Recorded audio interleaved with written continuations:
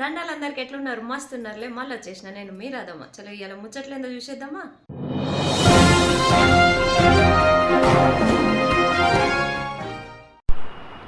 నిన్నటి శ్లోకాలు తీసుకోండి.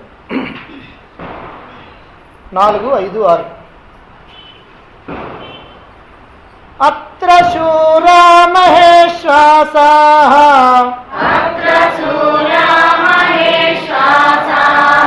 భీమార్జున సమాయుధి యుయుధానో విరాటశ్చ ద్రుపదశ్చ మహారథః దృష్టకేతుశ్చేకితానః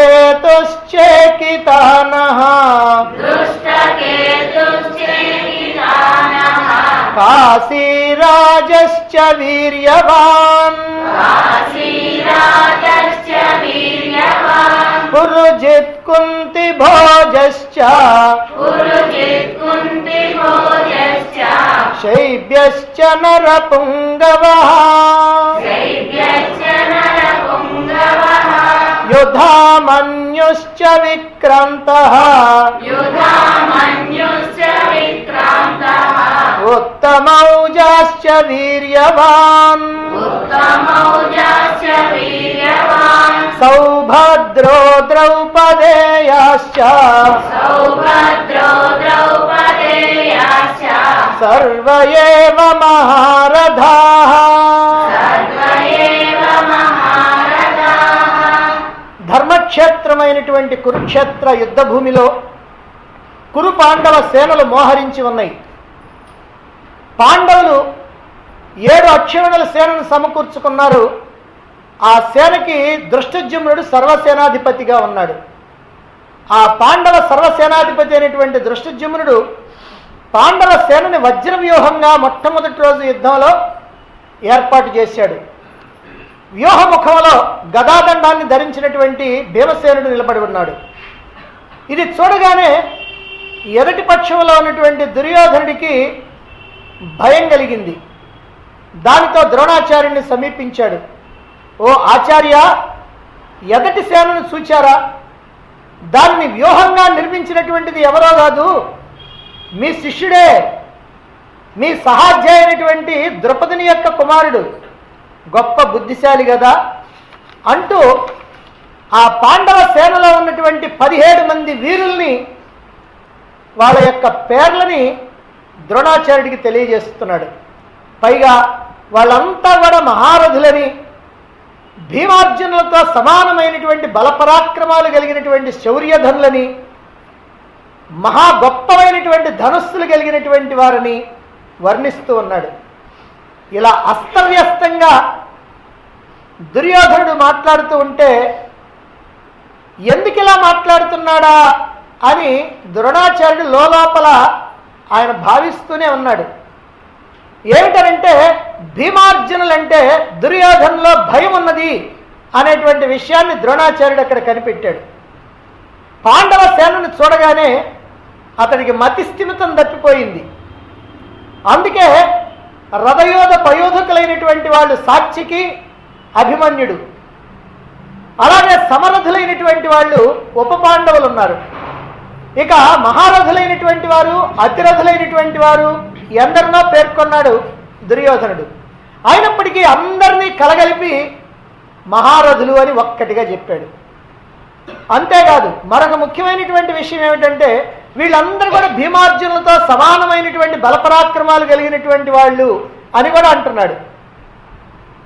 ఎందుకని ఇలా అంటున్నాడు? నిజంగా వాళ్ళంతా భీమార్జునులతో సమానమైనటువంటి బలపరాక్రమాలు కలిగినటువంటి వాళ్ళ? కానే కాదు.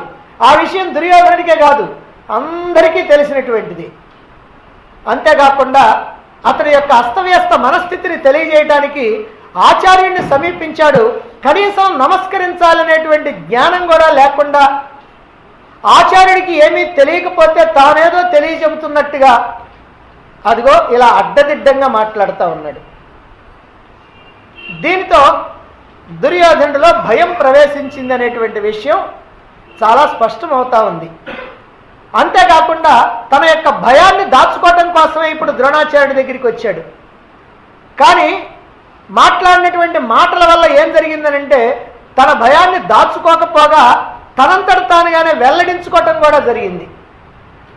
పాండవ సేనలో ఉన్నటువంటి 17 మంది వీరుల్ని ఈ 4, 5, 6 శ్లోకాలు 3 శ్లోకాల ద్వారా 17 మంది పేర్లని భీమార్జునులతో సహా కలిపి భీమార్జునుల పేర్లను కూడా తలుచుకుంటూ చెప్పటం జరిగిపోయింది. ఇలా చెప్పిన తర్వాత మరి ఇంకా ఏం చెప్పదలుచుకున్నాడో ఏమంటున్నాడో 7వ శ్లోకం చూడండి. అస్మాకం తు విశిష్టాయే తాన్ని బోధ ద్విజోత్తమా నాయక మమ సైన్యస్య సంజ్ఞార్థం తాన్ బ్రవీమితే అస్మాకం తు విశిష్టాయే తాన్ని బోధ ద్విజోత్తమా నాయక మమ సైన్యస్య సంజ్ఞార్థం తాన్ బ్రవీమితే. ద్విజోత్తమ, ద్విజుడు అని అంటే బ్రాహ్మణుడు అని. నిజంగా ద్విజుడు అని అంటే ద్విజ, 2 జన్మలెత్తినవాడు అని అర్థం. సామాన్యంగా అందరూ ఒక జన్మ మామూలుగానే తల్లి గర్భం నుంచి బయటకు వచ్చినప్పుడు ఒక జన్మ ఎత్తుతారు. రెండవ జన్మ ఏమిటంటే జ్ఞానాన్ని పొందినప్పుడు రెండవ జన్మ అని అంటారు దాన్ని. అందుకని ద్విజుడు అంటే బ్రాహ్మణ శ్రేష్ఠుడైనటువంటి వాడు, ఈ జ్ఞానాన్ని పొందినటువంటి వాడు. తల్లి గర్భంలో నుంచి అందరూ వస్తారు, అలాగనే ఆయన కూడా వస్తాడు. కానీ రెండవ జన్మ ఏమిటనంటే ఇదిగో ఈ జ్ఞానాన్ని, ఆత్మజ్ఞానాన్ని పొందినటువంటి వాడిని ద్విజుడు అని అంటారు. ఇక్కడ సామాన్యంగా ద్విజుడు అని అంటే బ్రాహ్మణుడు అనేటువంటి ఉద్దేశంలో ద్విజోత్తమ అంటే బ్రాహ్మణ శ్రేష్ఠుడా అని ఇక్కడ దుర్యోధనుడు ద్రోణాచార్యుడిని సంబోధిస్తూ ఉన్నాడు. ఓ బ్రాహ్మణ శ్రేష్ఠుడా, అస్మాకం తు విశిష్టాయే, అస్మాకం మన సేనలో ఉన్నటువంటి వారు కూడా ఎవరైతే ఉన్నారో విశిష్టాయే చాలా ముఖ్యమైనటువంటి వాళ్ళని తాన్ నిబోధ, వాళ్ళ గురించి ఇప్పుడు చెప్పబోతూ ఉన్నాను. వాళ్ళ గురించి కూడా తెలుసుకోండి. తాన్ నిబోధ. ఓ ద్రోణాచార్య, ఇప్పటివరకు ఆ ఎదుటి పక్షంలో ఉన్నటువంటి వాళ్ళ గురించి చెప్పారు. ఇప్పుడు మన పక్షంలో ఉన్నటువంటి వాళ్ళు కూడా కొంతమంది ముఖ్యులైనటువంటి వాళ్ళని ఇదిగో మీరు తెలుసుకోండి. మమ సైన్యస్య నాయక, నా సైన్యంలో ఉన్నటువంటి నాయకులైనటువంటి వాళ్ళని అంటే ప్రధానమైనటువంటి వాళ్ళని సంజ్ఞార్థం, మీ గుర్తు కోసమని తాన్ బ్రవీమితే, అదిగో వాళ్ళని గురించి ఇప్పుడు చెబుతూ ఉన్నాను. మీ గుర్తు కోసం చెబుతున్నాను. ఇక్కడనే అన్ని అస్తవ్యస్తమైనటువంటి పదాలన్నీ కూడా మనం చాలా గమనించవచ్చు అన్నమాట. మీ గుర్తు కోసం చెబుతున్నాను అన్నాడు. మొట్టమొదటిలో ద్విజోత్తమ అన్నాడు. సరే, అది మామూలుగానే భావించవచ్చు. కానీ దాంట్లో కూడా ఏదో దుర్యోధనుడి యొక్క ఆలోచన ఉంది, అది వేరే విషయం. ఎందుకనంటే ఆయన బ్రాహ్మణుడే కనుక ద్రోణాచార్యుడు ఆ బ్రాహ్మణోత్తమ అని పిలిచాడు. అది బాగానే ఉంది. అయితే ఇక్కడ ఏం చెబుతున్నాడు? నా పక్షంలో ఉన్నటువంటి వాళ్ళని గురించి కూడా చెబుతున్నానయ్యా అంటే సరిపోద్ది కదా. కానీ మీ గుర్తు కోసం చెబుతున్నాను అంటే, గుర్తు కోసం ఎవరు చెబుతారంటే అవతల వాడు కనుక మతిమరుపు కలిగినటువంటి వాడైతే, ఏమైనా నువ్వు మర్చిపోయావు, ఇదిగో నీ గుర్తు కోసం నేను చెబుతున్నాను అనాల. ద్రోణాచార్యుడు ఎంత వయసు ఉన్నటువంటి వాడైనా ఆయనకి ఏం మతిమరుపు లేదు, ఆయనకేమి ఈయన చెప్పాల్సినటువంటి అవసరమే లేదు. కానీ ఎందుకు ఇలా మాట్లాడుతున్నాడంటే, ఏం మాట్లాడుతున్నాడో తెలియకుండా ఒక రకమైనటువంటి ఒక ప్రశాంతమైనటువంటి మనస్సు లేకపోవటం వల్ల, ఆ అస్తవ్యస్తమైనటువంటి మనస్థితి ఉండటం వల్ల, ఆ పాండవ సేనను చూసినప్పుడు కలిగినటువంటి భయం కారణంగా ఇలా ఏదో అలా అనుకోకుండా అలా అసందర్భమైనటువంటి మాటలు మాట్లాడుతున్నాడు. తనకి తెలియకుండానే కొన్ని పదాలు అట్లా తన నోటి గుండా వచ్చేస్తూ ఉన్నాయి, ఇంకా అలాగనే ముందు కూడా వస్తూ ఉంటాయి. మరి ఎందుకు ఇలా మాట్లాడుతున్నాడో ఏమిటో మనం తెలుసుకున్నాం. ఇప్పుడు మాట్లాడినటువంటి విషయాల గురించి ఇప్పుడు మనం తెలుసుకుందాం. ముందుగా ఇక్కడ ద్విజోత్తమ అని అంటున్నారు. ద్విజోత్తమ అంటే బ్రాహ్మణ శ్రేష్ఠుడా అని అర్థం. మరి ఆచార్యుణ్ణి ఇక్కడ బ్రాహ్మణ శ్రేష్ఠుడా అని అనటంలో దుర్యోధనుడు సామాన్యమైనటువంటి ఉద్దేశంతో అని ఉన్నాడా అని ఉండొచ్చు. లేకపోతే మరి ఇలా అనటం వెనక ఇంకేదైనా కూడా ఆలోచన ఆ దుర్యోధనుడి యొక్క మనస్సులో, అంటే అప్పుడున్నటువంటి పరిస్థితిలో ఏమైనా ఉందా అనేటువంటి దాని గురించి కూడా మనం ఆలోచించవచ్చు.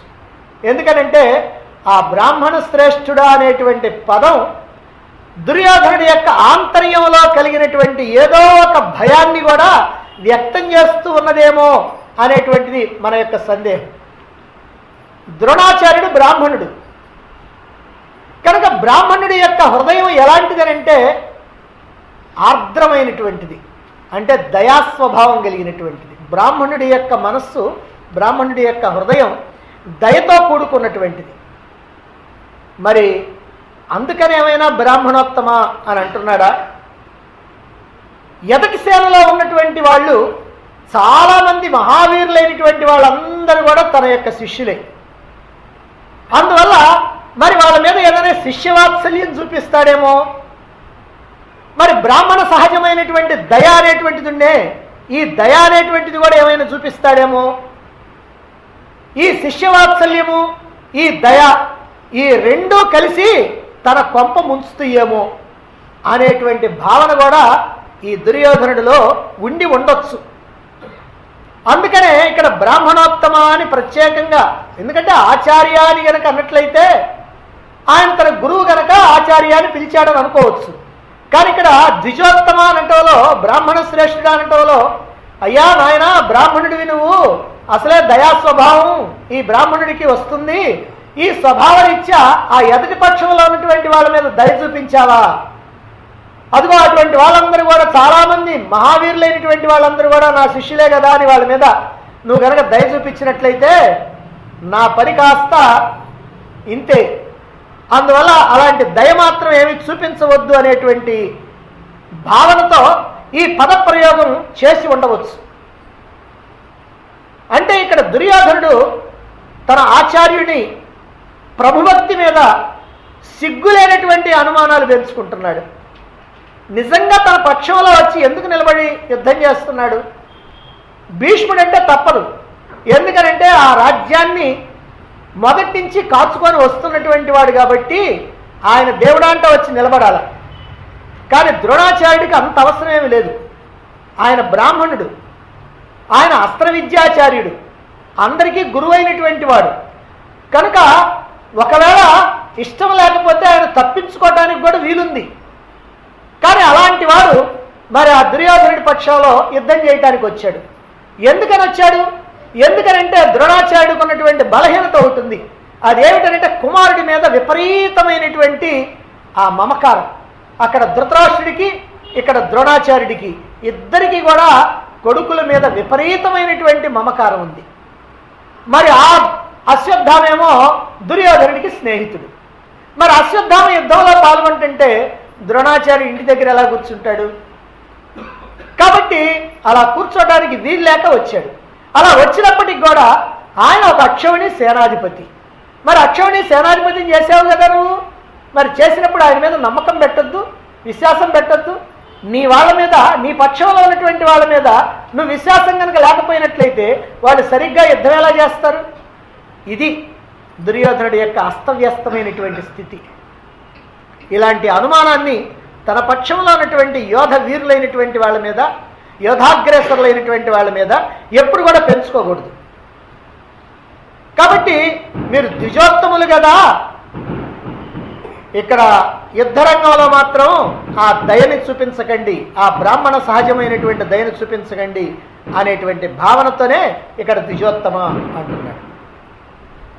అక్రమమైనటువంటి పనులు చేస్తూ నీచ భావాలు కలిగినటువంటి ప్రతివాడికి కూడా అంతరార్థంలో ఇలాంటి అనుమానాలు, భయాలు ఉండటం సహజం. పాపాలు చేసేటువంటి వాడు, దుర్మార్గాలు చేసేటువంటి వాడు ఎల్లప్పుడూ కూడా భయపడుతూనే ఉంటాడు. ఏమో ఎట్టించి ఎవరు వస్తారో, ఎట్టించి ఏం చేస్తారో అనేటువంటి భయం అన్నమాట. రాజకీయ నాయకుల్లో కూడా కొంతమంది ఉంటారు, చాలా గొప్ప మహానుభావులైనటువంటి వాళ్ళు ఉన్నారు. ఎందుకంటే ప్రధానమంత్రి పదవుల్లో ఉన్నటువంటి వాడు, వాళ్ళకు కూడా ఒక జబ్బు ఉంది. ఏమిటంటే అభద్రతా భావన అంటారు దీన్ని. మానసికమైనటువంటి శాస్త్రంలో అభద్రతా భావన. అభద్రతా భావన అంటే ఎవరు నన్ను ఏం చేస్తారో అనేటువంటి భావన ఉండేది. అదిగో అలాంటి భావనే ఇప్పుడు దుర్యోధనుడికి కూడా ఉంది.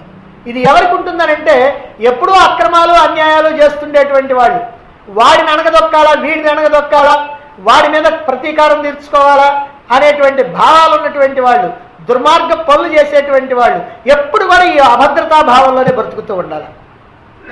తమ యొక్క హృదయం కనుక పవిత్రంగా లేకపోతే వాళ్ళలో ఉన్నటువంటి దుర్గుణాలని లోకులైనటువంటి వాళ్ళ మీద రుద్దుతూ ఉంటారు.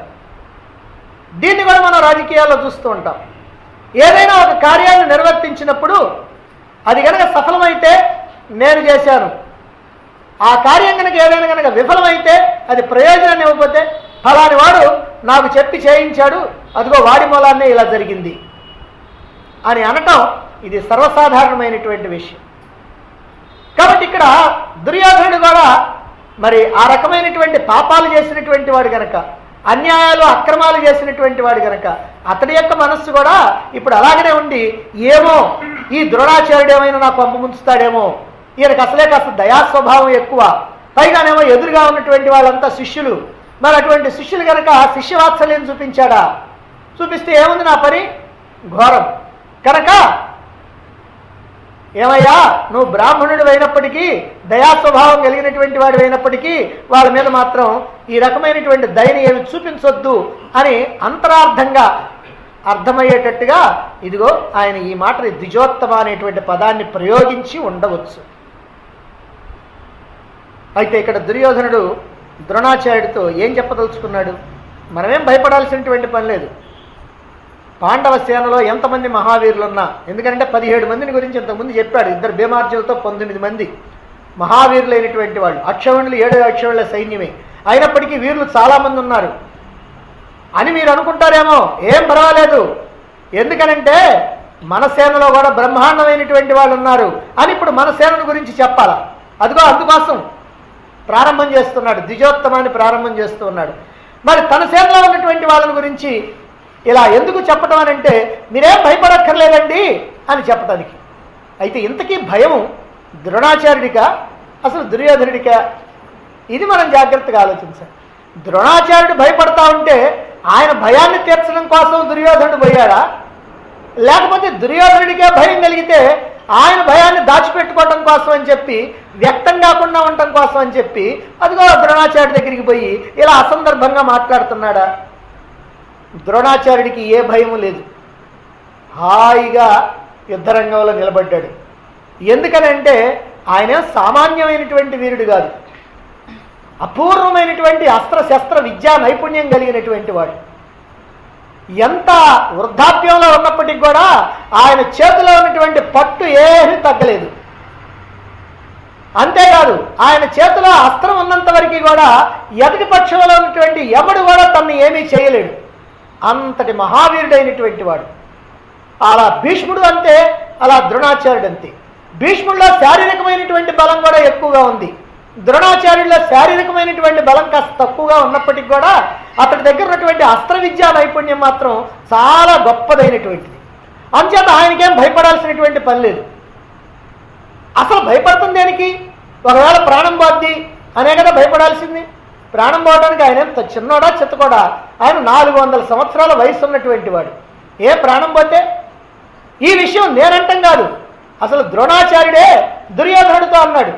దుర్యోధనుడు ఎలాగైనా సరే యుద్ధం చేయాల్సిందే అనేటువంటి కృతనిశ్చయంతో ఉండి ఆ శ్రీకృష్ణుడి యొక్క రాయబారాన్ని చెడగొట్టి పంపించిన తర్వాత ఒక రోజున ఏకాంతంగా దుర్యోధనుడు ద్రోణాచార్యుడి దగ్గరికి వచ్చినప్పుడు ద్రోణాచార్యుడు అంటున్నాడు, నాయనా దుర్యోధన, ఈ యుద్ధం మంచిది కాదు. భీష్ముడు చెప్పాడు, విదురుడు చెప్పాడు, నేను చెప్తున్నాను, కృపాచార్యుడు చెప్తున్నాడు, నీ తండ్రి చెప్తున్నాడు, నీ తల్లి గాంధారి చెప్తున్నది, పెద్దలందరూ కూడా చెప్తున్నారు, ఇది మంచిది కాదు, ఇది నీకు శ్రేయస్సు కాదు, కనుక ఈ యుద్ధాన్ని మానుకో, నీ రాజ్యంతో నువ్వు సుఖించు హాయిగా, వాళ్ళ రాజ్యంతో వాళ్ళు సుఖిస్తారు, కనీసం వాళ్ళు 5 ఊళ్ళు ఇవ్వమన్నారు, 5 ఊళ్ళు ఇచ్చినందువల్ల నీకు పోయేదేమీ లేదు, అలా 5 ఊళ్ళు ఇచ్చేది సరే నువ్వు సంధి చేసుకోవటం చాలా మంచిది. నేను ఇదంతా ఎందుకు చెప్తున్నానంటే మాకు ప్రాణాల మీద ఆశయి కాదు. భీష్ముడు కానీ నేను కానీ మా వయసు 400 సంవత్సరాల వయసు. కాబట్టి ఇంతవరకు కూడా మేము అనేకమైనటువంటి యజ్ఞయాగాదులు చేశాం, మాకు చేతనైనంతగా దాన ధర్మాలు చేశాం, అనేకమైనటువంటి సత్కార్యాలు చేశాం, అనుభవించవలసినటువంటి సుఖాలు భోగాలన్నీ అనుభవించాం. కానీ నువ్వు వయసులో చిన్నవాడివి, నీవు ఇంకా అనుభవించవలసినటువంటి భోగాలు చాలా ఉన్నాయి. అలా భోగాలు అనుభవించడానికి కావాల్సినటువంటి అవకాశాలు కూడా నీకు ఉన్నాయి. అందువల్ల ఈ యుద్ధం ఉండే మాకు మాత్రం మంచిదే. ఎందుకనంటే ఇదిగో ఈ ముసలి దేహాన్ని పోగొట్టుకోవడానికి మాకు ఈ దేహం మంచి అవకాశం. కానీ నీకుండే ఈ దేహాన్ని నువ్వు పోగొట్టుకోకూడదు. నువ్వు ఇంకా అనుభవించాల్సినటువంటివి చాలా ఉన్నాయి. నువ్వు ఇంకా యజ్ఞయాగాదులు చేయాలి, దాన ధర్మాలు చేయాలి, సత్కార్యాలు చేయాలి, ప్రజల్ని చక్కగా పరిపాలన చేయాలి. ఇదంతా నీ మీద ఉంది కనుక నువ్వు బ్రతికుండాలా. నువ్వు ఉంటేనే ఇదంతా జరుగుద్ది. కనుక మేమున్నా పోయినా మాకేం బాధ లేదు. కనుక నీకోసమే మేము ఈ మాటలు చెప్తున్నాం, మా కోసం మాత్రం కాదు అని చెప్పినటువంటి వాడు ఈ ద్రోణాచార్యుడు. మరైతే భయం ఎవరికి? ద్రోణాచార్యుడిగా, ఇప్పుడు దుర్యోధనుడిగా? సరే, దుర్యోధనుడు తన యొక్క భయాన్ని పోగొట్టుకోవటం కోసమే తన సైన్యంలో ఉన్నటువంటి ప్రముఖులైనటువంటి నాయకుల్ని ఇదిగో మీ గుర్తు కోసం చెప్తున్నానండి అని తెలియజేస్తున్నాడు. ద్రోణాచార్యుడు ఏమైనా మర్చిపోయాడా? ఆయనకి ఏమైనా మతిమరుప? ఎందుకు ఆయనకు గుర్తు చేయటం? చీకట్లో నడిచేటువంటి వాడు, శక్తి లేనటువంటి బలహీనుడైనటువంటి వాడు, మనస్సులో ఏదన్నా భయం కలగగానే ఆ భయం నుంచి తప్పించుకోవటం కోసమని తనలో తనే వేల వేసుకుంటాడు. బలవంతుడితో శత్రుత్వం వచ్చినప్పుడు బలహీనుడైనటువంటి వాడు ఏం చేస్తాడంటే తనలో ఉన్నటువంటి భయాన్ని పోగొట్టుకోవటం కోసం అని చెప్పి ఆ భార్యనో, ఆ బిడ్డలనో, లేకపోతే ఇంకెవరి తల్లిదండ్రులనో, లేకపోతే మిత్రులనో ఎవరినో ఒకరిని పిలిచి వాళ్ళతో అంటున్నాడు, నాకేమైనా భయం అయింది వాడంటే లెక్క చదవలేదు, నా సంగతి అసలు తెలియదు వాడికి.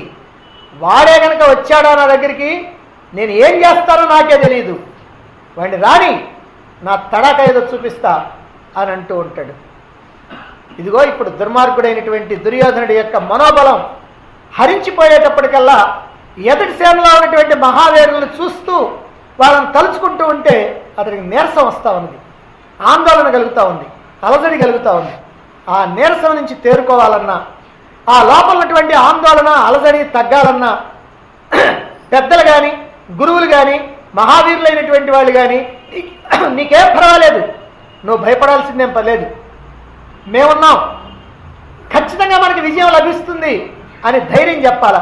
ఇప్పుడు ఎవరో ఒకరు అలా ధైర్యం చెప్పాలి, ఆయనకి ప్రోత్సహించాలి అతన్ని. అలా ప్రోత్సాహం దొరుకుతుందేమోనని చెప్పి ఈ ద్రోణాచార్యుడి దగ్గరికి వచ్చాడు. ద్రోణాచార్యుడితో ఇలా మాట్లాడుతూ ఉన్నాడు. కానీ ద్రోణాచార్యుడు మాత్రం పెదవి విప్పల. ఎందుకని పెదవి విప్పలేదనంటే వీడి అస్తవ్యస్తమైనటువంటి మాటలన్నీ చూసిన తర్వాత ఆయనకి ఏం మాట్లాడాలో కూడా అర్థం కావట్లా. అందుకనే ఒక్క పలుకు కూడా పలకల. కాబట్టి తనను తానే ప్రోత్సహించుకోవడం కోసం తయారయ్యాడు ఇప్పుడు దుర్యోధనుడు. ఆయన ఎట్లాగూ ప్రోత్సహించట్లేదు కాబట్టి తనను తానే ప్రోత్సహించుకోవాలనుకున్నాడు. అప్పుడప్పుడు మనం అక్కడక్కడ కొంతమంది చూస్తుంటాం, ఏమంటే నన్ను ఎవరు పొగడతలేదు కాబట్టి నన్ను నేనే పొగుడుకుంటున్నానంటాడు.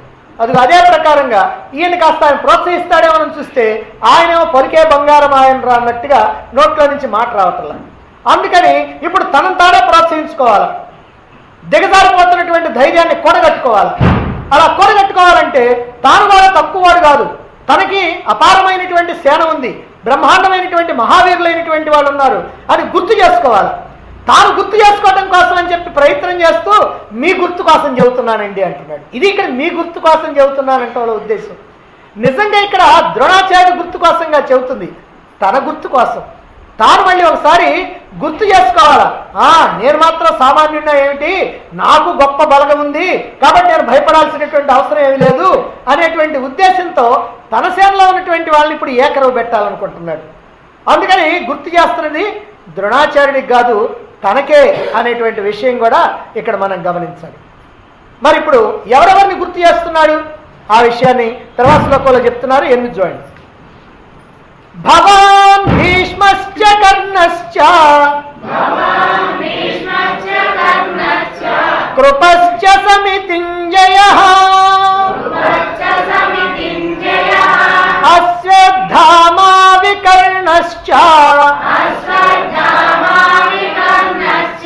సౌమదత్తిస్తథైవ చ భవాన్ భీష్మశ్చ కర్ణ కర్ణశ్చ కృపశ్చ సమితింజయః అశ్వత్థామా వికర్ణశ్చ సౌమదత్తిస్తథైవ చ. భవాన్, భవాన్ అంటే మీరు అని.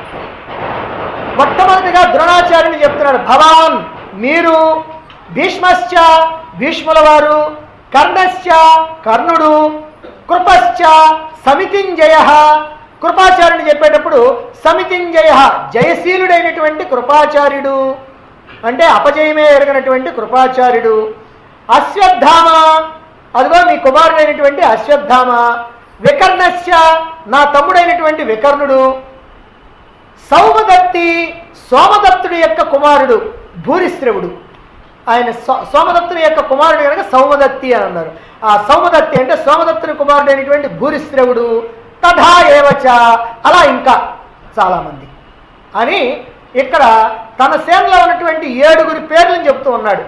భవాన్ మీరు ద్రోణాచార్యుడు 1, 2 భీష్ముడు, 3 కృపాచార్యుడు, 4 కర్ణుడు, 5 అశ్వత్థామ, 6 వికర్ణుడు, 7 భూరిశ్రవుడు. ఇలా ఇంకా నా సేనలో ఉన్నారు అని చెప్తూ ఉన్నాడు. దుర్యోధనుడు తన యొక్క సేనలో ఉన్నటువంటి వీరుల్ని ద్రోణాచార్యుడికి గుర్తు చేస్తున్నానని అనుకుంటూ మొట్టమొదటిగా భవాన్ మీరు అని ద్రోణాచార్యుడినే పేర్కొంటున్నాడు.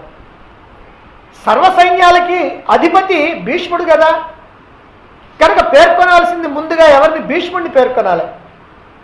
మరైతే ద్రోణుడిని చెబుతున్నాడేమిటి? ఇక్కడ ద్రోణుడిని చెప్పడంలో అనేకమైనటువంటి కారణాలు ఉండి ఉండవచ్చు.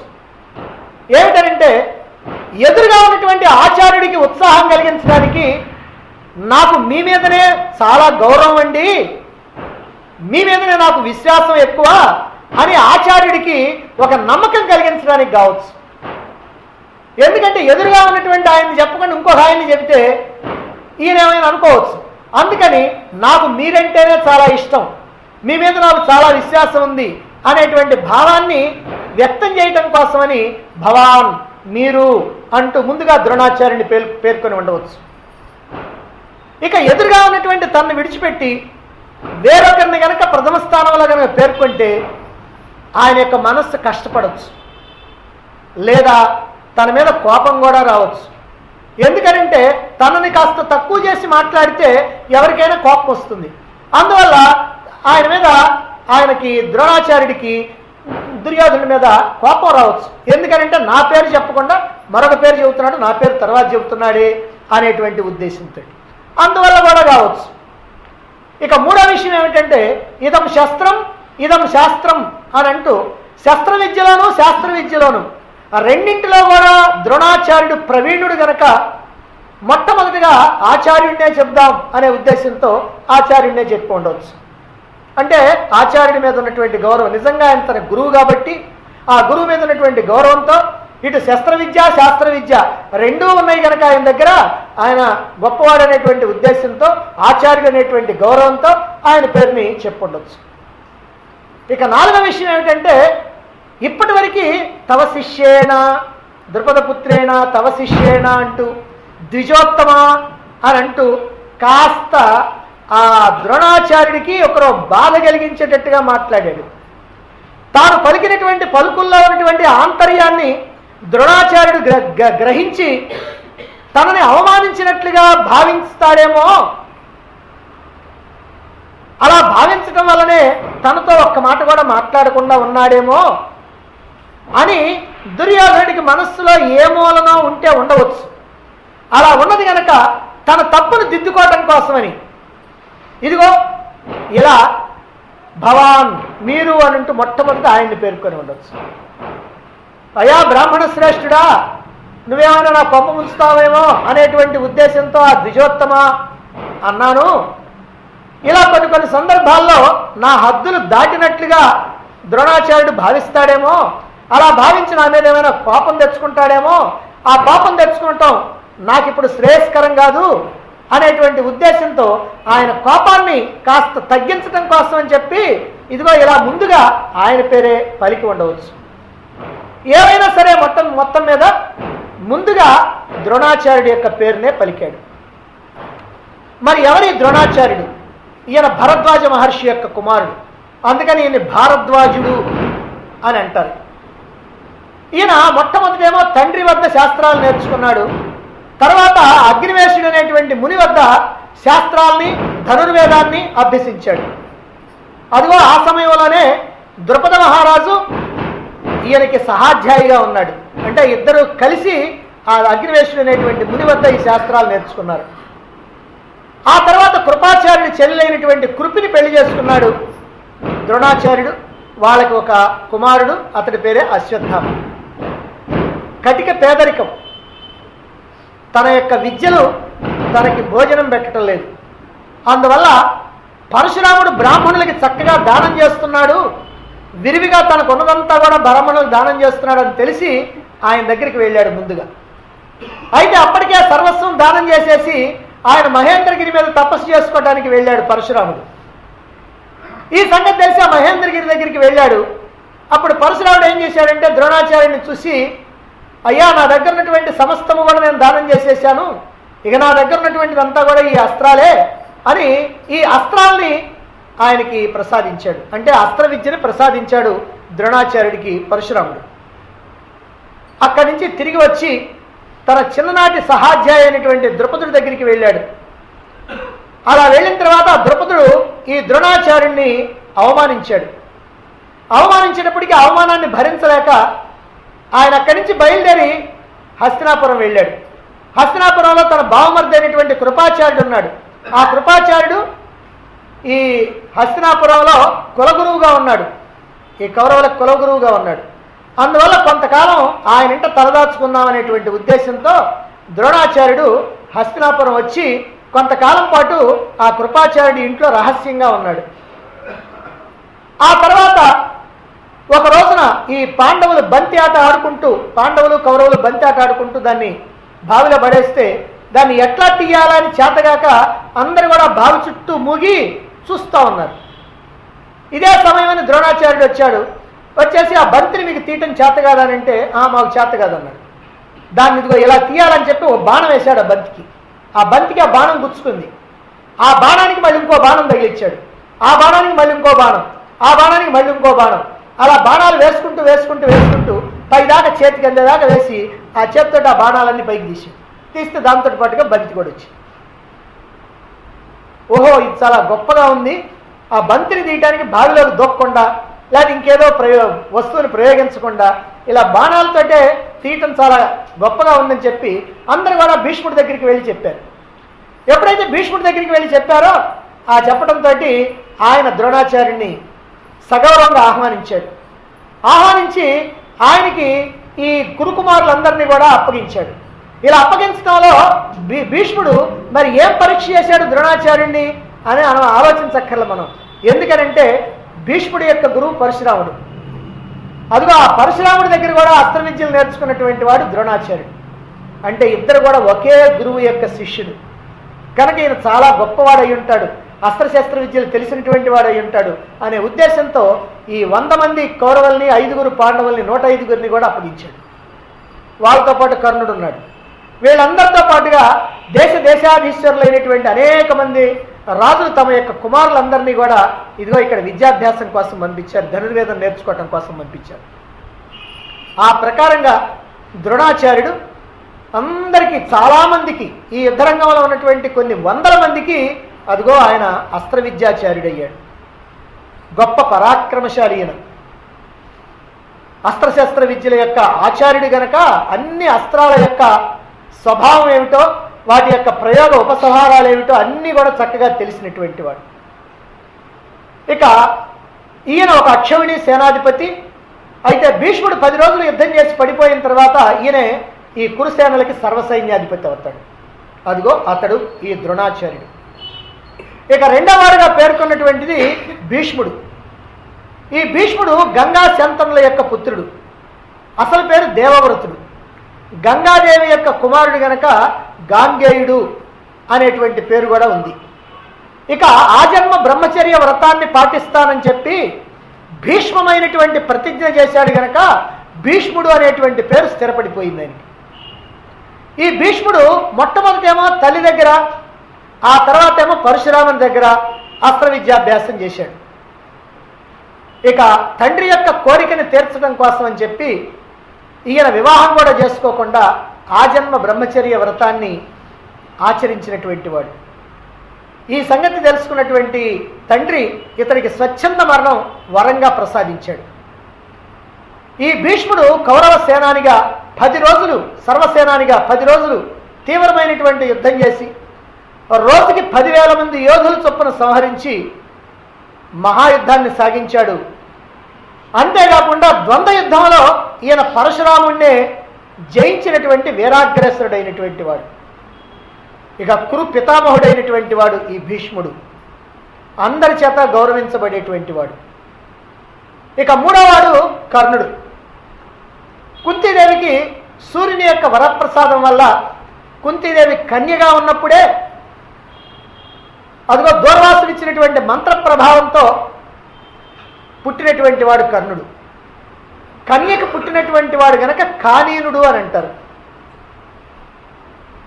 మరి సూతుల చేత పెంచబడ్డాడు. ఎందుకంటే కుంతీదేవి ఈ కర్ణుణ్ణి ప్రసవించిన తర్వాత మరి కన్యగా ఉండి బిడ్డని ప్రసవించింది గనక మరి 10 మందిలో ఎలా తల ఎత్తుకొని తిరగాల అనేటువంటి ఉద్దేశంతో ఆ సూర్యుడి యొక్క అనుమతితోటి ఒక పెట్టెలో పెట్టి ఆ కర్ణుణ్ణి అశ్వనదిలో వదిలింది. అది ఒక్కొక్క నది నుంచి, అశ్వనది నుంచి చర్మణవతి నది, చర్మణవతి నుండి పంప, గంగా, ఈ ఒక్కొక్క నదిలోకి పోతూ ఆ గంగా నదిలో అలా పోతూ ఉంటే ఈ సూతుడు, అతిరథుడు, రాధ అనేటువంటి వాళ్ళు చూసి ఆ పెట్టెని తెరిచి చూచారు. అందులో ఈ దివ్యమైనటువంటి కవచకుండలాలతో, సహజ కవచకుండలాలతో ప్రకాశిస్తూ ఉన్నటువంటి ఈ బాలుడిని చూచారు. చూచి ఇతన్ని, తమకు బిడ్డలు లేరు కనుక ఇతన్ని తీసుకెళ్ళి పెంచుకున్నారు. ఇతనికి వసుషేనుడు అనేటువంటి పేరు పెట్టారు. అంతేకాకుండా ఈ కవచ కుండలాలు, ఈ కర్ణానికి కుండలాలు ఉన్నాయి కాబట్టి కర్ణుడు అనేటువంటి పేరు కూడా అతడికి వచ్చింది. ఇతడు ఈ సూతుడు, తండ్రి అయినటువంటి సూతుడు అతిరథుడు ధృతరాష్ట్రునికి రథసారథిగా ఉండేవాడు. అందువల్ల కుమారుడు విద్యాభ్యాస వయస్సు వచ్చిన తర్వాత ఇతన్ని తీసుకెళ్ళి ఆ ధృతరాష్ట్రుడికి అప్పగించాడు. అప్పుడు ధృతరాష్ట్రుడు కృపాచార్యుడికి అప్పగించి, అయ్యా వీడికి విద్యలు నేర్పమని చెప్పి అప్పగించాడు. అప్పటికింకా కౌరవులు పాండవులు ఎవరు పుట్టల. ఆ విధంగా కృపాచార్యుడి దగ్గర విద్యలు నేర్చుకుంటూ ఉన్నాడు. ఆ తర్వాత ద్రోణాచార్యుడు వచ్చిన తర్వాత ద్రోణాచార్యుడి దగ్గర విద్యలు నేర్చుకుంటూ ఉన్నాడు. ఇలా కృపాచార్య ద్రోణాచార్యుల దగ్గర విద్యలు నేర్చుకుంటున్నటువంటి సమయంలో ఈ కురు పాండవులతో కలిసి ఉండటం జరిగింది. ఎల్లప్పుడూ కూడా అర్జునుడితో స్పర్ధ కలిగి ఉంటూ ఉంటాడు ఈ కర్ణుడు. ఎందుకంటే అర్జునుడు కూడా తనలాగానే దివ్యాస్త్ర సంపన్నుడు, అస్త్రశస్త్ర విద్యల యోధుడు, ఆరితేరినటువంటి వాడు. అందువల్ల అతని మీద మొదటి నుంచి కూడా స్పర్ధ ఉంది. అర్జునుడి మీద ద్వేషం ఉంది. అర్జునుడి మీద ద్వేషం పాండవ ద్వేషంగా మారింది. ఎప్పుడైతే పాండవుల్ని కర్ణుడు ద్వేషిస్తున్నాడో దుర్యోధనుడు ఆ కర్ణుడి వైపుకి చేరాడు. ఇలా కర్ణుడికి దుర్యోధనుడికి స్నేహం కుదిరింది. ఇట పాండవుల మీదనేమో ద్వేషం కలిగింది. ఇక ఇలా దుర్యోధనుడితో సహవాసం చేసి దుష్ట చతుష్టయంలో చేరిపోయాడు. మరి ఈయన ఎంత దుష్ట చతుష్టయంలో చేరిపోయినా కర్ణుడిని చాలామంది ఏమనుకుంటారంటే, ఈయన చాలా గొప్పవాడండి, చాలా మంచివాడు, మరి దుష్టులతో చేరాడే కానీ ఈయన మాత్రం దుష్టుడు కాదు అని అంటూ ఉంటారు. కానీ నిజం చెప్పాలంటే ఏమిటంటే, ఆ దుష్టుల్లో దుర్యోధనుడు కానీ, శకుని కానీ, దుశ్శాసనుడు కానీ, ఈ ముగ్గురు కూడా కర్ణుడు అంత దుష్టులు మాత్రం కాదు. కర్ణుడి దగ్గర దుష్టత్వం ఏమిటనంటే ఒకటి కాదు, వాళ్ళందరి దగ్గర ఒక్కొక్కటే ఉంది. దుశ్శాసనుడు ఉన్నాడు అనుకో, ఆ కర్ణుడు చెప్తే అయ్యా బట్టలు ఎప్పదీయమనంటే ద్రౌపదికి ఆమె భయాడు బట్టలు ఎప్పదీశాడు. వాడు ఏంటంటే సేవకుడి మాదిరిగా పనిచేసేటువంటి వాడు, వాడు కూలివాడు దుశ్శాసనుడు. మరి అట్లనే మిగిలినటువంటి వాళ్ళందరూ కూడా ఒక్కొక్క దాంట్లో ఒక్కొక్క లక్షణం ఉంది. కానీ కర్ణుడికి ఉన్నటువంటి దుష్ట లక్షణాలు ఒకటి కాదు, రెండు కాదు, మూడు కాదు. ఇతన్ని గొప్ప స్వామి భక్తుడిగా చెబుతాడు. వీడు స్వామిద్రోహి. ఎందుకంటే పరాయి వాళ్ళ దగ్గరికి పోయి దుర్యోధనుడు తిడతాడు. అలాంటివన్నీ కూడా ఆ తర్వాత మీకు మరి ఇంకోసారి చెప్తాను. అట్లాగనే వాచాలుడు, అంటే నోటికి ఏది వస్తే అది మాట్లాడుతూ ఉంటాడు. తాగినటువంటి వాడు మాట్లాడతాడే వాడికంటే ఇంకా ఎక్కువగా మాట్లాడతాడు. అదంతా కూడా ద్రౌపది వస్త్రాపరణ సందర్భంలో చక్కగా బయటపడుతుంది. అందుకని ఒక వాచాలుడు ఇతడు. ఇక దుర్మార్గానికి ప్రోత్సహించడంలో ఇతడిలాగా ప్రోత్సహించేటువంటి వాడు ఇంకెవ్వరు లేరు. అలా దుర్మార్గానికి ప్రోత్సహించేవాడు. ఘోషయాత్రకని బయలుదేరి తీయించడంలో ప్రధాన పాత్రధారి ఈ కర్ణుడే. ఇక పరాక్రమ విషయంలోకి వస్తే చాలా గొప్ప పరాక్రమవంతుడు, అందులో ఏ సందేహం లేదు. కానీ అతనికి ఉన్నటువంటి పరాక్రమం కన్నా అధికంగా భావిస్తూ ఉంటాడు. ఈ అర్జునుడిని నేను సంహరిస్తానని చెప్తూ ఉంటాడు. అర్జునుడి చేత ఎప్పుడూ తన్నులు తింటూ వస్తుంటాడు. మళ్ళీ అర్జునుడిని నేను జయిస్తానంటుంటాడు. అర్జునుడి చేతిలో వాడిపోతాడు. అర్జునుడి చేతిలో ఓడిపోయిన వాళ్ళ చేతిలో వాడిపోతాడు. అర్జునుడిని నేను జయిస్తానంటూ ఉంటాడు. ఇది వీడిలో ఉన్నటువంటి లక్షణం. ఇంకా చాలా లక్షణాలు ఉన్నాయి. అవన్నీ కూడా ప్రత్యేకంగా కర్ణుడి యొక్క వ్యవహారం వచ్చినప్పుడు చెప్పుకోవాలి. ఇలా చిన్నతనంలోనే చదువుకునేటువంటి సమయంలోనే ఈ దుర్యోధనుడితో చేరి ఈ దుష్ట చతుష్టయంలో చేరి ఈ భీముడికి విషాన్నం పెట్టించడంలో కానీ, గంగలో దోయించడంలో కానీ, లేకపోతే లక్క ఇంట్లో తగలబెట్టడంలో కానీ అన్ని వ్యవహారాల్లో కూడా చక్కగా పాల్గొన్నటువంటి వాడు ఈ కర్ణుడు. అలాగనే మహావీరుడే అయినప్పటికీ కూడా కొన్ని స్వయంకృతాపరాధాల వల్ల అనేకమైనటువంటి శాపాలు తెచ్చుకున్నటువంటి వాడు. అక్కడ బ్రాహ్మణ శాపం, ఆ తర్వాత పరశురామ శాపం, ఇలా అనేకమైనటువంటి శాపాలు పొందినటువంటి వాడు. ఇక ఇతడు ఇంకొక విశేషం ఏమిటంటే భీష్ముడి మీద ఉన్నటువంటి కోపంతో భీష్ముడు బ్రతికి ఉండగా నేను యుద్ధరంగంలోకి రానన్నాడు. మరి భీష్ముడు నిజంగా 18 రోజులు భీష్ముడే ఉన్నాడు అనుకోండి మాట వరుసకి, అంటే ఈయన యుద్ధం చేయడుగా. సరే 10 రోజుల్లో చనిపోయాడు కాబట్టి 11వ రోజు నుంచి ఈయన వచ్చాడు యుద్ధరంగంలోకి. ఈయన దుర్యోధనుడికి బ్రహ్మాండమైనటువంటి స్వామి భక్తుడు. ఇక్కడ దుర్యోధనుడి యొక్క గెలుపు, దుర్యోధనుడి యొక్క శ్రేయస్సు ముఖ్యమా, భీష్ముడితో వచ్చినటువంటి తగాదా ముఖ్యమా?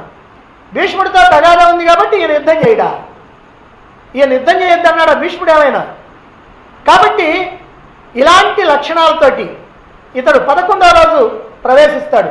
అంటే భీష్ముడు 10 రోజులు యుద్ధం చేస్తే, ద్రోణాచార్యుడు 15 రోజులు యుద్ధం చేస్తే, కర్ణుడు ఎన్ని రోజులు యుద్ధం చేశాడనంటే 7 రోజులు యుద్ధం చేశాడు. ఇది అయితే సరిపోయిన తర్వాత యుద్ధం మానేశారు. కానీ కర్ణుడు మాత్రం గొప్పతనం ఏమిటంటే బ్రతికుండి యుద్ధం చేయకుండా ఉన్నాడు. 10 రోజులు బ్రతికుండి యుద్ధం చేయకుండా ఉన్నాడు. సరిపోయిన తర్వాత ఒక్కరోజే చేయలే. కానీ బ్రతికి ఉన్నప్పుడు కూడా చేయకుండా ఉన్నటువంటి వాడు. ప్రగల్భాలు పలకటం కానీ, యుద్ధరంగం నుంచి పరాజితులై పారిపోవటం కానీ ఈ కర్ణుడికి చాలా పరిపాటి అయినటువంటి విషయం. ఇక 4వ వాడు కృపాచార్యుడు. ఈ కర్ణుడు కూడా ఒక అక్షౌహిణి సేనాధిపతి. 4 కృపాచార్యుడు. ఈయన గౌతమ వంశీయుడైనటువంటి శరద్వంతుని పుత్రుడు.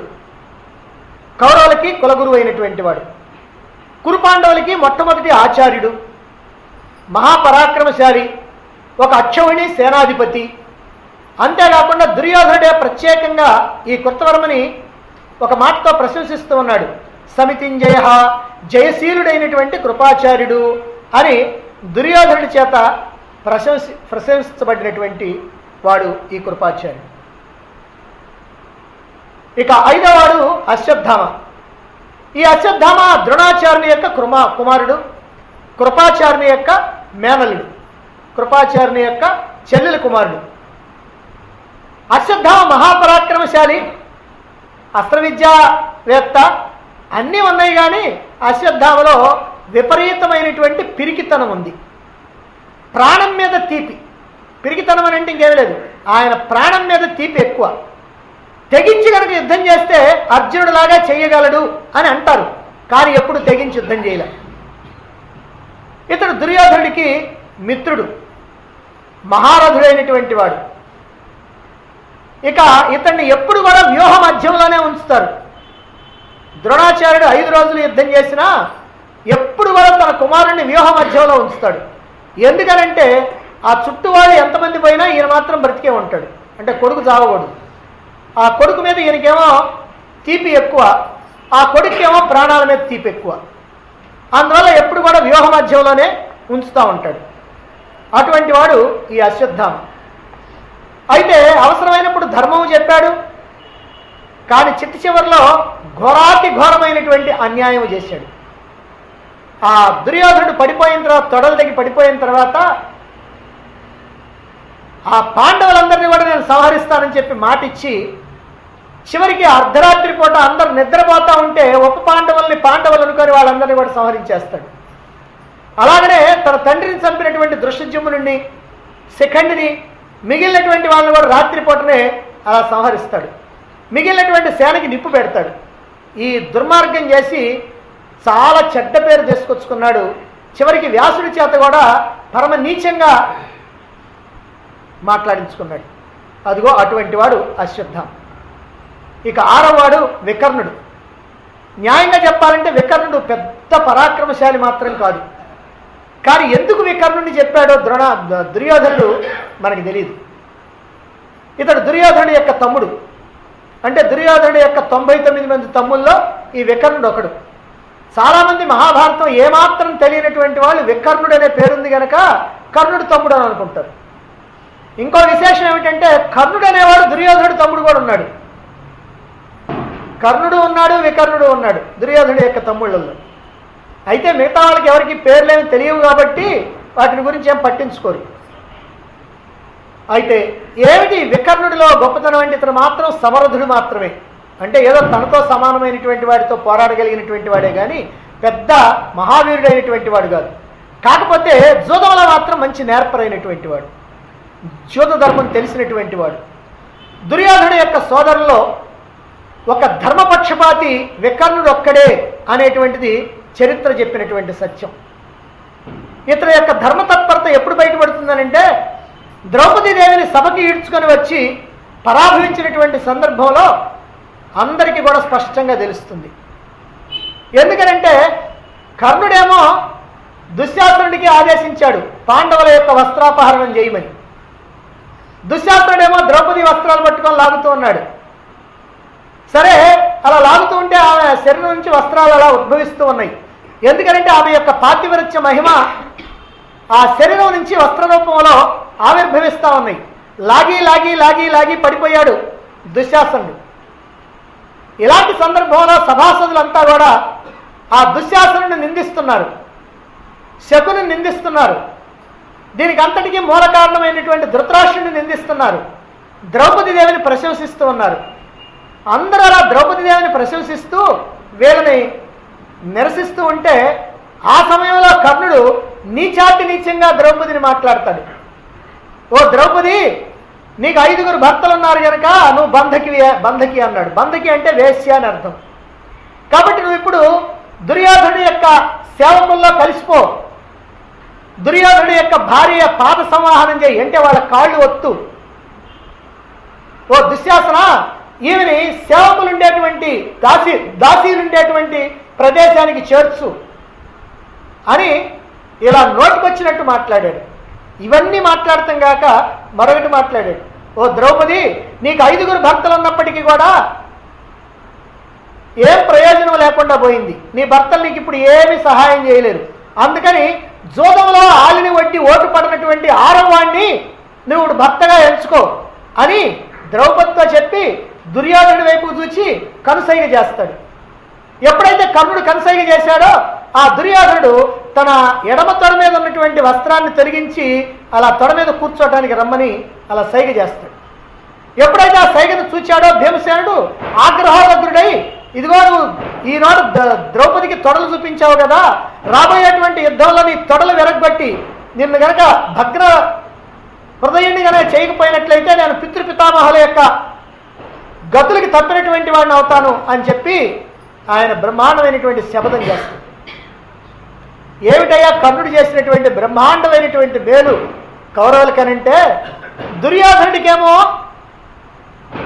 కనుసైగ చేసి తొడలు చూపించినట్టు చేసి ఆయన తొడలు వెరగబడతానని భీముడి చేత ప్రతిజ్ఞ చేయించినట్టు చేశాడు. దుశ్శాసనుడికేమో ద్రౌపది వస్త్రాలు లాగమని చెప్పి ఆ దుశ్శాసనుడినేమో రొమ్ము చీల్చి రుధిరం తాగుతానని చెప్పి ప్రతిజ్ఞ చేసినట్టు చేశాడు. ఈ 2 ప్రయోగాలు, ఈ 2 బ్రహ్మాండమైనటువంటి ఉపయోగాలు చేసినటువంటి వాడు ఇదిగో ఈ కర్ణుడు. అందుకని కర్ణుడిని వాచాలుడు అని చెప్పింది. ఇక ధార్తరాష్ట్రులు 100 మందిని కూడా నేనే సంహరిస్తాను అని చెప్పి భీముడు ప్రతిజ్ఞ చేశాడు. అలా ప్రతిజ్ఞ చేసి భీముడు 100 మందిని చంపాడు. అందులో దుర్యోధన దుశ్శాసనల్ని మహాఘోరాతిఘోరంగా చంపాడు. కానీ ఒక్క ఈ వికర్ణుడిని చంపేటప్పుడు మాత్రం కంట తడి పెట్టుకున్నాడు. ఎందుకయ్యా కంట తడి పెట్టుకున్నాడంటే ఆ రోజు సభలో వికర్ణుడు ఒక్కడే ద్రౌపది అధర్మ విజిత అని చెప్పినటువంటి వాడు. మిగిలినటువంటి వాళ్ళందరూ చెప్పలేకుండా నోరు మూసుకొని మెదలకుండా ఊరుకున్నటువంటి సందర్భంలో ఇతడు మాత్రమే మాట్లాడాడు. ఇప్పుడు ధర్మరాజు చ్యుత వ్యసనిగా ఉన్నాడు. అంతేకాకుండా పరాజితుడై ఉన్నాడు, ఓడిపోయి ఉన్నాడు. ఓడిపోయి ఉన్నటువంటి వాడు తనంతట తాను ద్రౌపదిని వడ్డల పరప్రేరితుడు, శకుని ప్రేరేపిస్తే కొట్టాడు. అంతేకాకుండా ద్రౌపది ధర్మరాజు ఒక్కరికే భార్య కాదు, 5గురికి భార్య. కాబట్టి ఈ పణం చెల్లదు. ధర్మరాజుకి ద్రౌపదిని వడ్డేటువంటి హక్కు లేదు. కనుక ద్రౌపది అధర్మ విజిత, ఆమెను సభకి తీసుకురావటం తప్పు అని చెప్పినటువంటి వాడు వికర్ణుడు. అందుకనే వికర్ణుడిని చేతికి చిక్కినప్పుడు చంపబోతూ భీమసేనుడు కంటతడి పెట్టుకుంటాడు. కంటతడి పెట్టుకొని అంటాడు, సోదరా, ఈ క్షత్రియ ప్రతిజ్ఞలు ఉన్నాయే ఇవి చాలా దుర్మార్గమైనటువంటివి. అందుకనే ఈ ప్రతిజ్ఞల కారణంగా ఈ రోజున నేను నిన్ను చంపాల్సి వచ్చింది అని బాధపడుతూ కంటతడి పెట్టుకొని సంహరిస్తాడు. భీముడి చేత కంటతడి పెట్టించినటువంటి వాడు 18 రోజుల యుద్ధంలో ఈ ఒక్క వికర్ణుడు మాత్రమే. ఇది వికర్ణుడి యొక్క విషయం. ఈ నిజంగా గొప్ప పరాక్రమశాలి కాకపోయినా దుర్యోధనుడు పేర్కొన్నాడు. ఇక 7వ వాడు సౌమదత్తి. సౌమదత్తి అంటే సోమదత్తుని యొక్క కుమారుడు. అసలు సోమదత్తుడు ఎవరు? ఈయన బాహ్లికుని కుమారుడు. సరే, బాహ్లికుడు ఎవరు? ఈయన భీష్ముడి యొక్క పినతండ్రి. అంటే శంతనుడు, బాహ్లికుడు వీళ్ళిద్దరికంటే ముందున్నటువంటి ఆయన దేవాపి. ప్రతీపుడు అనేటువంటి మహారాజుకి దేవాపి, శంతనుడు, బాహ్లికుడు అనేటువంటి 3 అన్నదమ్ములు ఉన్నారు. ఆ దేవాపి అనేటువంటి ఆయన్ని సింహాసనం మీద ఎక్కించడానికి ప్రయత్నం చేస్తే శిష్టసభ అంగీకరించాల. శిష్టసభ అంటే 3 ధర్మశాస్త్రాలు తెలిసినటువంటి బ్రాహ్మణులతో కూడినటువంటి సభ. వాళ్ళు ఏం చేస్తారంటే ధర్మశాస్త్రాలన్నీ చక్కగా అధ్యయనం చేసి న్యాయాలు చెప్పేటువంటి వాళ్ళు. ఇప్పుడు సుప్రీంకోర్టు లాగా అది అలా చెప్పేటువంటి వాళ్ళు ఈ దేవాపిని సింహాసనం ఎక్కించడానికి వీల్లేదన్నారు. ఎందుకయ్యా వీల్లేదని ప్రతీపుడు అడిగాడు. అడిగితే ఈయనకి త్వగ్దోషం అంటే బొల్లి, కుష్టు అంటే చర్మ వ్యాధి ఉన్నది. అందుకని ఆ వ్యాధి ఉన్నటువంటి వాడు శాస్త్ర ప్రకారం సింహాసనాన్ని అధిష్ఠించడానికి వీల్లేదని చెప్తే ఆయన తపస్సు చేసుకోవటం కోసం అరణ్యాలకు వెళ్ళిపోతాడు. ఆ తర్వాత 2వ వాడైనటువంటి శంతనుడిని సింహాసనం ఎక్కిస్తారు. ఇంకా శంతనుడి కుమారుడు భీష్ముడు. ఇక ఆ కథ మనకు తెలుసు. ఇక 3వ వాడైనటువంటి వాడు బాహ్లికుడు ఉన్నాడు. ఈ బాహ్లికుడి వ్యవహారం ఏమిటంటే ఇతడు మాతామహుల యొక్క వంశానికి మగపిల్లలు లేరు. మాతామహులు అంటే తల్లిని కన్నటువంటి తండ్రి. ఆ తల్లిని కన్నటువంటి తండ్రికి కొడుకులు లేరు. కొడుకులు లేకపోవటం వల్ల అక్కడికి వెళ్ళి ఆ సింహాసనాన్ని అధిష్ఠించాడు ఈ బాహ్లికుడు. ఆ బాహ్లికుడి యొక్క కుమారుడే సోమదత్తుడు. అంటే భీష్ముడికి సోదరుడు అవుతాడు సోమదత్తుడు. ఆ సోమదత్తుడి కొడుకు భూరిశ్రవుడు. అంటే భీష్ముడికి కొడుకు అవుతాడు వరుసకి. అదిగో ఆయన భూరిశ్రవుడు. నిజం చెప్పాలంటే ఆ బాహ్లికుడి కన్నా ఈ సోమదత్తుడి కన్నా ఈ భూరిశ్రవుడు చాలా గౌరవనీయుడైనటువంటి వాడు. సోమదత్తుడికి అసలు పేరు లేదు, తండ్రికి పెద్ద పేరు లేదు. కానీ తాతకి కొద్దిగా పేరుంది, ఆ బాహ్లికుడికి పేరుంది. ఇప్పుడు ఆ బాహ్లికుడు కూడా యుద్ధరంగంలో ఉన్నాడు. చాలామందికి ఈ విషయం తెలియదు. ఆయన ఒక అక్షౌహిణి సేనాధిపతి, ఈ భూరిశ్రవుడు ఒక అక్షౌహిణి సేనాధిపతి. అంటే బాహ్లికుడికి పినతండ్రి ఈ యుద్ధరంగంలో ఉన్నాడు. కనుక ఈ భూరిశ్రవుడు అనేటువంటి వాడు చాలా గౌరవనీయుడైనటువంటి వాడు, ఇటు కౌరవులకి అటు పాండవులకి ఇద్దరికి కూడా.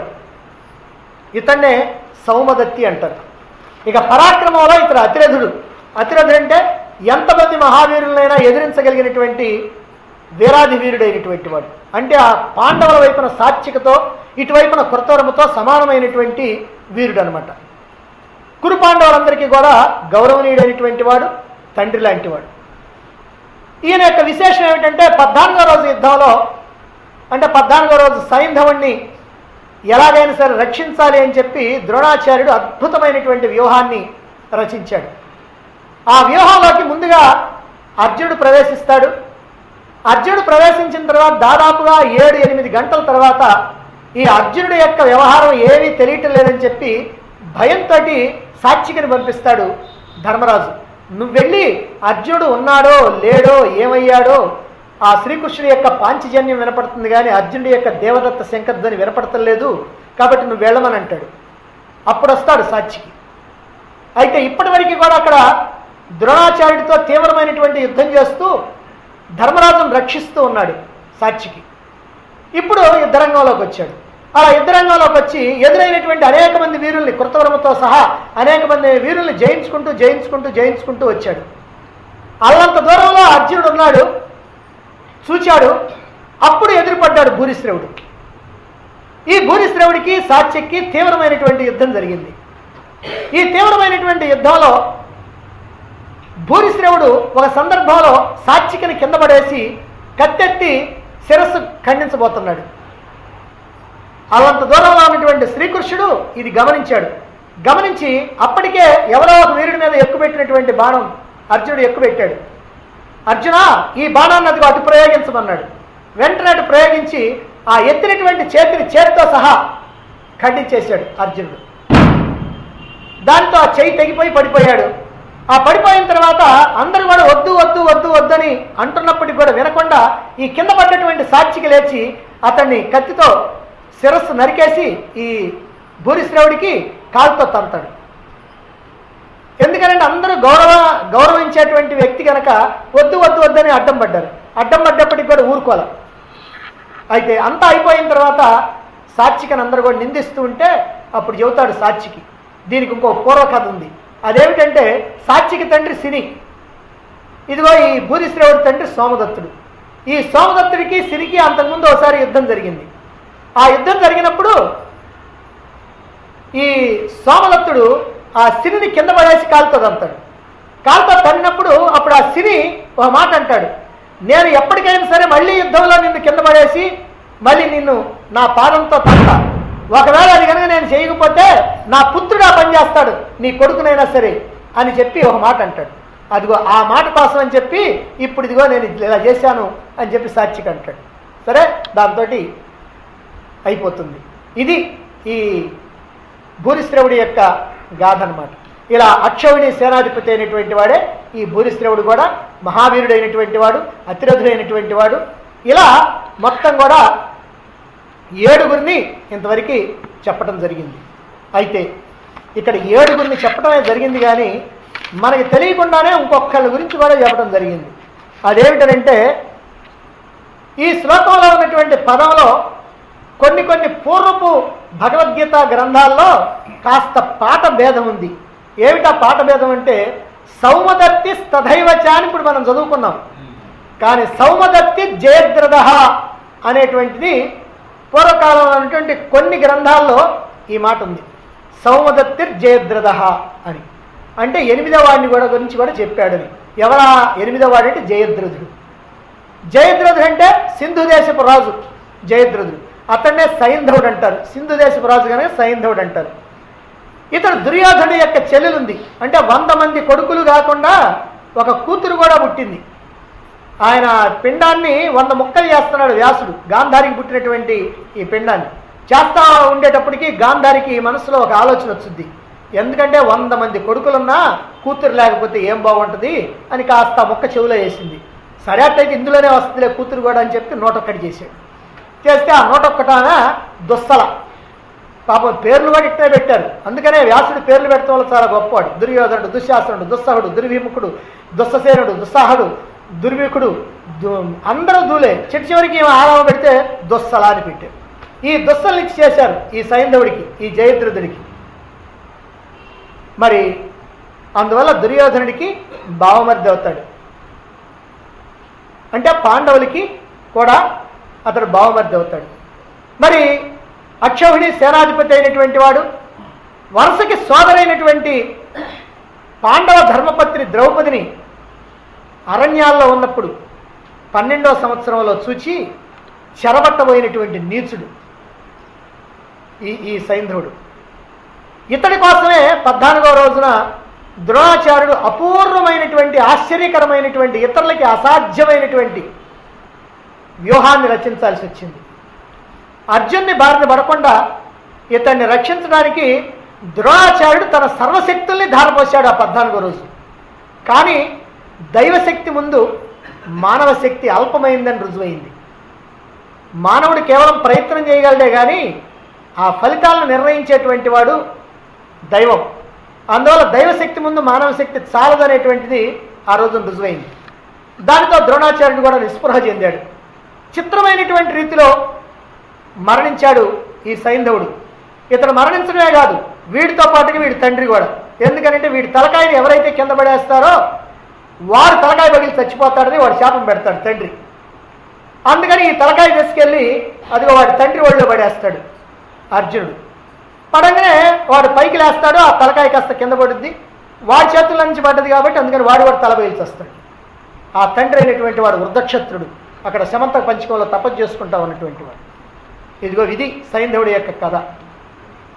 పాండవ సేనలో భీమార్జునులతో సహా కలిపి 19 మంది మహావీరులైనటువంటి వారిని లెక్కించి చెప్పినటువంటి దుర్యోధనుడు తన పక్షంలో ఉన్నటువంటి వారిని ఇప్పుడు జయద్రథుడితో కూడా కలిపి 8 మందిని గురించి చెప్పడం జరిగింది. దీన్ని బట్టి పాండవ సేన 7 అక్షౌహిణులు అయినప్పటికీ కూడా మహావీరులు అధికంగా ఉన్నారని, కౌరవ సేనలో 11 అక్షౌహిణుల సైన్యం ఉన్నప్పటికీ కూడా వీరులైనటువంటి వాళ్ళు కాస్త అల్పంగానే ఉన్నారని దుర్యోధనుడి యొక్క మాటలను బట్టే మనం అర్థం చేసుకోవచ్చు. పాలు కొద్దిగా అయినా అందులో వెన్న గనక ఎక్కువగా కనుక ఉంటే ఆ పాలకి చాలా విలువ ఎక్కువ, రేట్ ఎక్కువ. వెన్న తీసినటువంటి పాలు ఎక్కువగా ఉన్నా వెన్న కనుక లేకపోతే వాటికి అంత పెద్దగా విలువ ఉండదు. మరి పాల యొక్క విలువ వెన్నను బట్టి వస్తుంది, సేన యొక్క విలువ వీరులను బట్టి ఉంటుంది. దుర్యోధనుడికి చాలా గొప్ప సేన ఉంది కదా, 11 అక్షౌహిణుల సేన ఉంది కదా. మరి దుర్యోధనుడు నిజంగా చాలా గొప్పవాడు, దుర్యోధనుడు కూడా చాలా ధర్మాత్ముడు, అందుకనేనండి ఇంత సేన వచ్చింది అని అనుకునేటువంటి వాళ్ళు కూడా కొంతమంది ఉన్నారు. అలా రుజువు చేయడానికి ప్రయత్నించేటువంటి వాళ్ళు కొంతమంది ఉన్నారు. కానీ నిజంగా దుర్యోధనుడి వైపు వచ్చినటువంటి వాళ్ళందరూ కూడా ఎలా వచ్చారు? అతని మీద ప్రేమతోనో అతని ధర్మానో చేరినటువంటి వాళ్ళు కాదు. మరి భీష్ముడు, ద్రోణుడు, కృపాచార్యుడు, అశ్వత్థామ, కర్ణుడు, శకుని వీళ్ళందరూ ఉన్నారనుకోండి. వీళ్ళందరూ ఎందుకు వచ్చారు? వీళ్ళందరూ అర్థానికి దాసులు, అంటే వీళ్ళ దగ్గర పోషింపబడినటువంటి వాళ్ళు. ఇక బంధుత్వంతో వచ్చినటువంటి వాళ్ళు బాహ్లికుడు, సోమదత్తుడు, భూరిశ్రవుడు, అలా వచ్చినటువంటి వాళ్ళు.